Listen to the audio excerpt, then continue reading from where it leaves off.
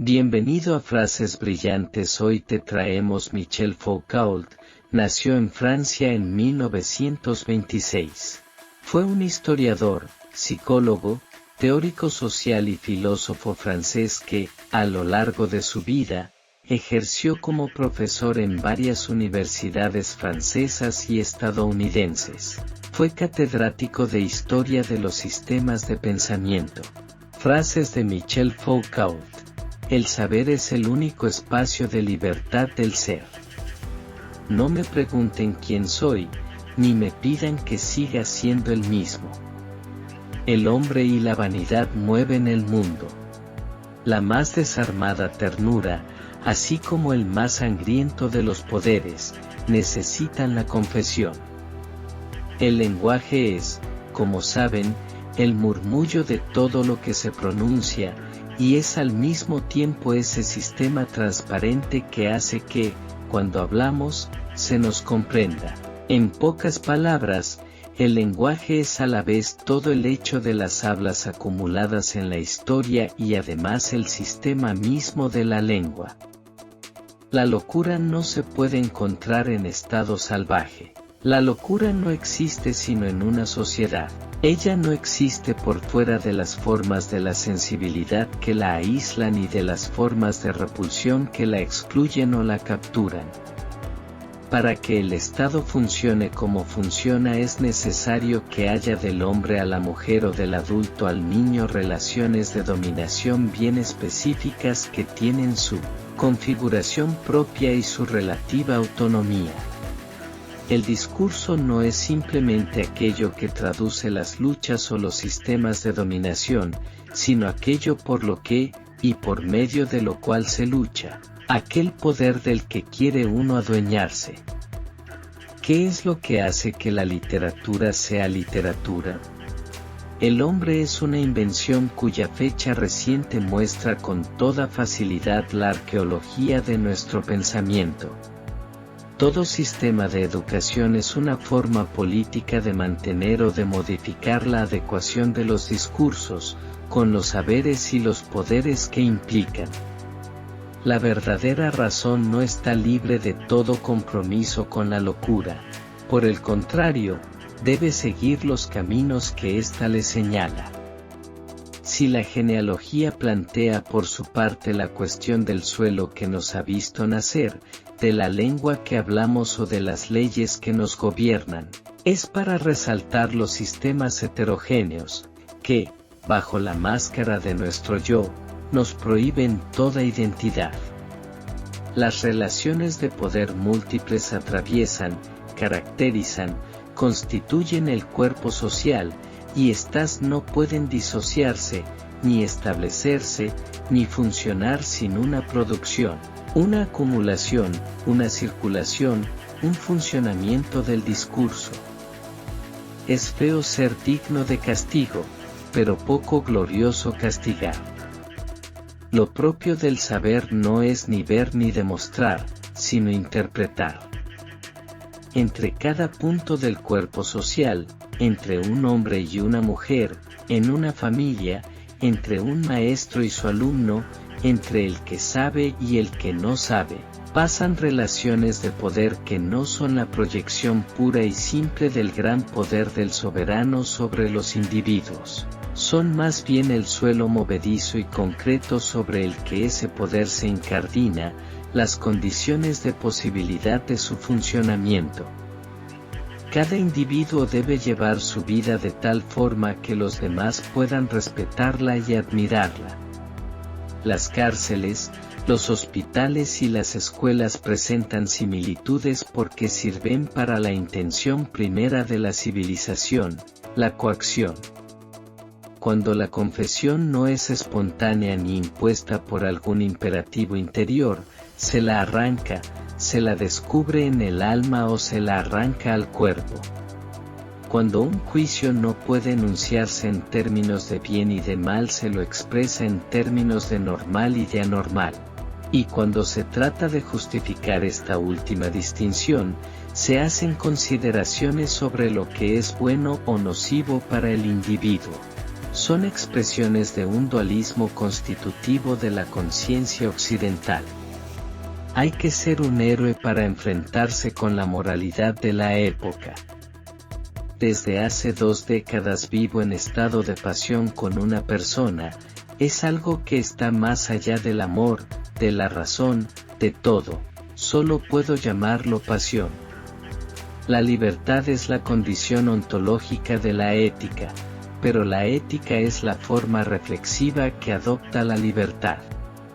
En cuanto al poder disciplinario, se ejerce haciéndose invisible, en cambio impone a aquellos a quienes somete un principio de visibilidad obligatorio. En realidad, hay 2 especies de utopías: las utopías proletarias socialistas que gozan de la propiedad de no realizarse nunca, y las utopías capitalistas que, desgraciadamente, tienden a realizarse con mucha frecuencia. La historia de las luchas por el poder, y en consecuencia las condiciones reales de su ejercicio y de su sostenimiento, sigue estando casi totalmente oculta. El saber no entra en ello, eso no debe saberse. Las prácticas sociales pueden llevar a engendrar dominios de saber que no solo hacen que aparezcan nuevos objetos, conceptos y técnicas, sino que hacen aparecer formas totalmente nuevas de sujetos y sujetos de conocimiento. El mismo sujeto de conocimiento posee una historia. Todo el pensamiento moderno es permeado por la idea de pensar lo imposible. Para que el Estado funcione como funciona, es necesario que haya del hombre a la mujer o del adulto al niño relaciones de dominación bien específicas que tienen su configuración propia y su relativa autonomía. La verdad no pertenece al orden del poder y en cambio posee un parentesco originario con la libertad, otros tantos temas tradicionales en la filosofía, a los que una historia política de la verdad debería dar vuelta mostrando que la verdad no es libre por naturaleza, ni siervo el error, sino que su producción está toda entera atravesada por relaciones de poder. La confesión es un ejemplo. La vieja potencia de la muerte, en la cual se simbolizaba el poder soberano, se halla ahora cuidadosamente recubierto por la administración de los cuerpos y la gestión calculadora de la vida. La prisión es el único lugar en el que el poder puede manifestarse de forma desnuda, en sus dimensiones más excesivas, y justificarse como poder moral. El momento en que se percibe que era, según la economía de poder, más eficaz y más rentable vigilar que castigar. Este momento corresponde a la formación, a la vez rápida y lenta, de un nuevo tipo de ejercicio del poder en el siglo XVIII y a comienzos del XIX.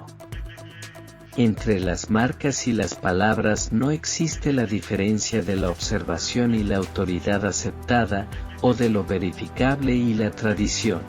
Por doquier existe un mismo juego, el del signo y lo similar, y por ello la naturaleza y el verbo puede entrecruzarse infinitamente, formando, para quien sabe leer, un gran texto único.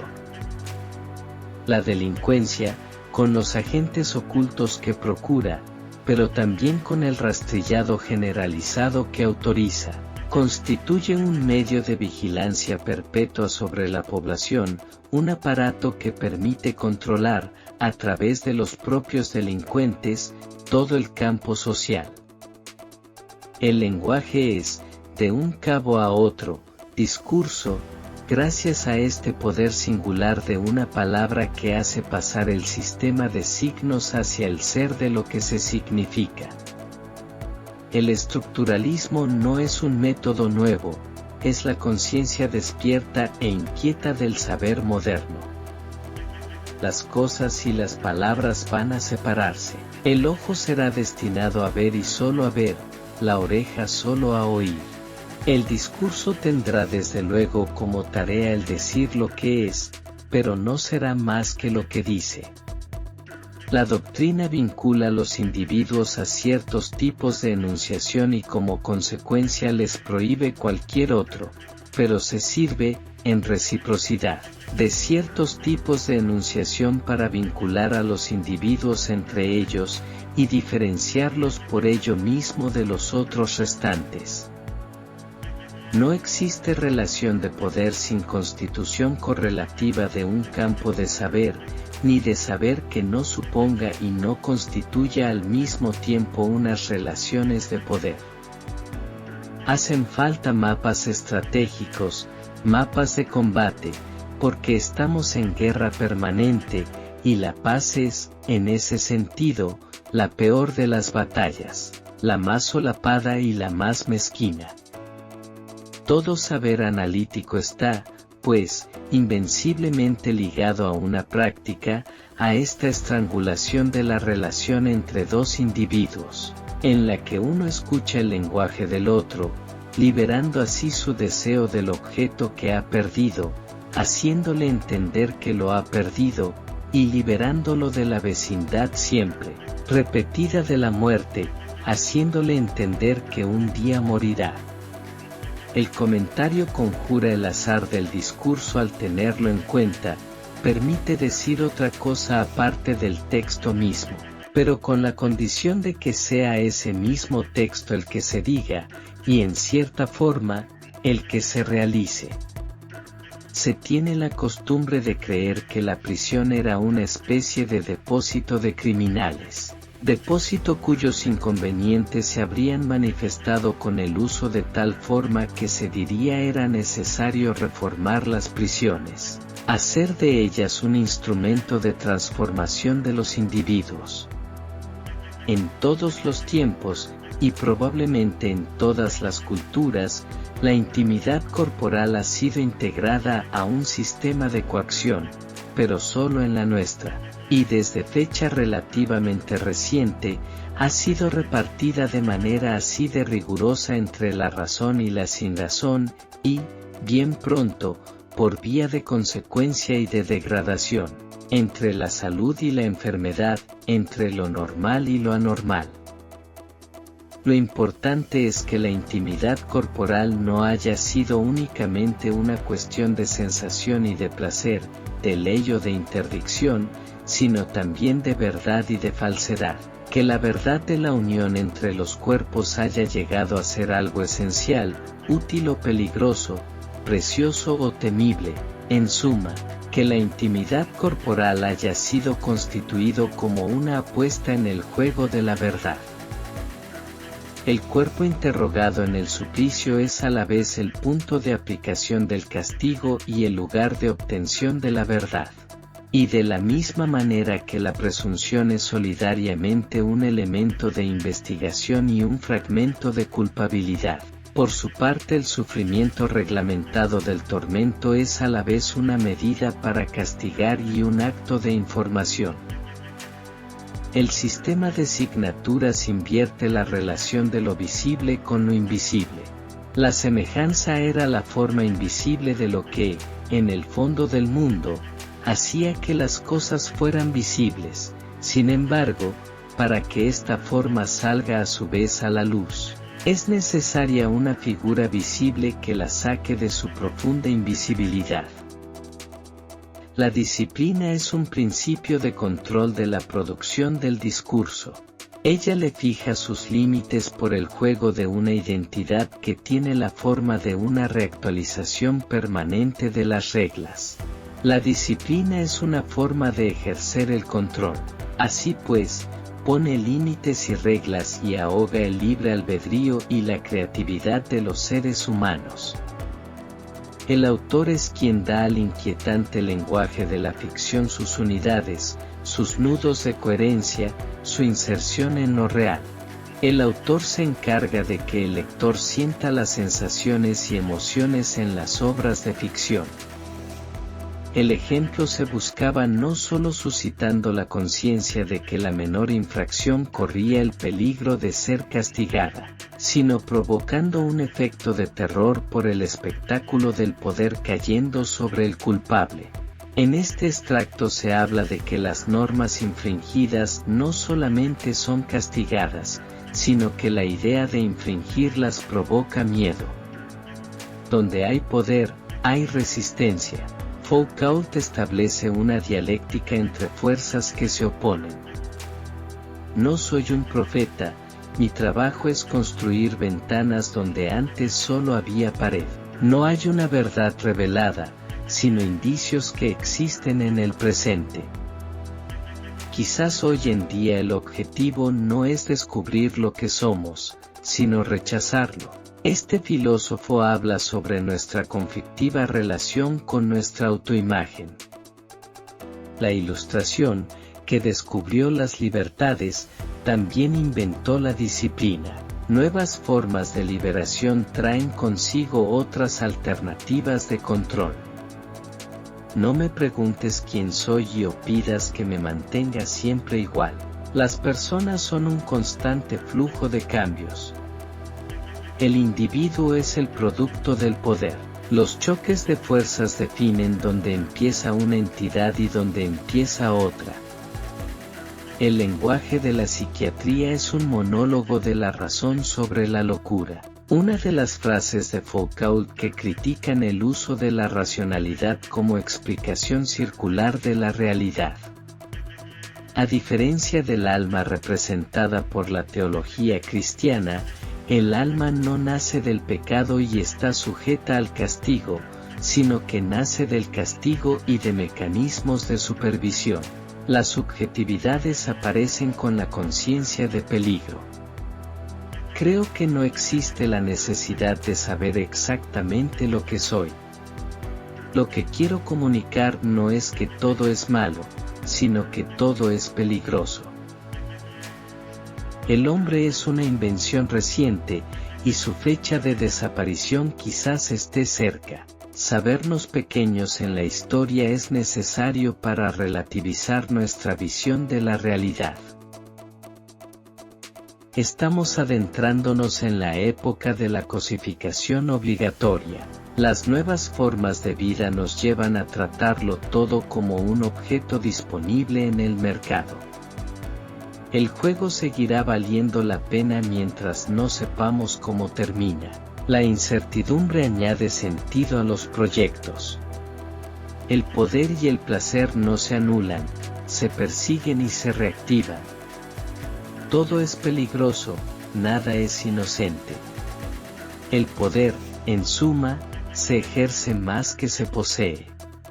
Desde el punto de vista de la riqueza, no hay distinción entre necesidad, confort y placer. El discurso no es la vida, su tiempo no es el tuyo. La libertad de pensamiento trae más peligros que la autoridad y el despotismo. El conocimiento no es para saber, el conocimiento es para cortar. No creo que sea necesario saber exactamente lo que soy. El mayor interés en la vida y en el trabajo es convertirse en alguien distinto a quien eras al principio. El conocimiento es poder. No escribo un libro para que esa sea la palabra final. Escribo libros para que otros libros sean posibles, no necesariamente escritos por mí.